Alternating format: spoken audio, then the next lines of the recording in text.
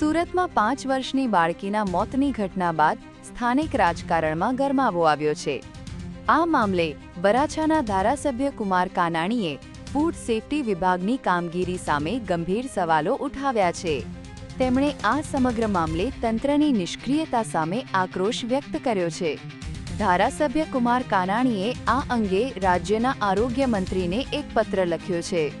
પત્રમાં તેમણે આરોગ્ય વિભાગના અધિકારીઓની કામગીરી પર નારાજગી વ્યક્ત કરતા જણાવ્યું છે કે ફૂડ સેફ્ટી વિભાગ દ્વારા યોગ્ય દેખરેખ રાખવામાં આવતી નથી, જેના કારણે આવી દુઃખદ ઘટનાઓ બને છે।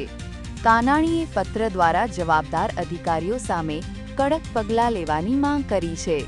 બાળકીના મોત બાદ ઉઠેલા આ વિવાદને પગલે હવે આરોગ્ય વિભાગ દ્વારા શું કાર્યવાહી કરવામાં આવે છે તે જોવું મહત્વનું રહેશે।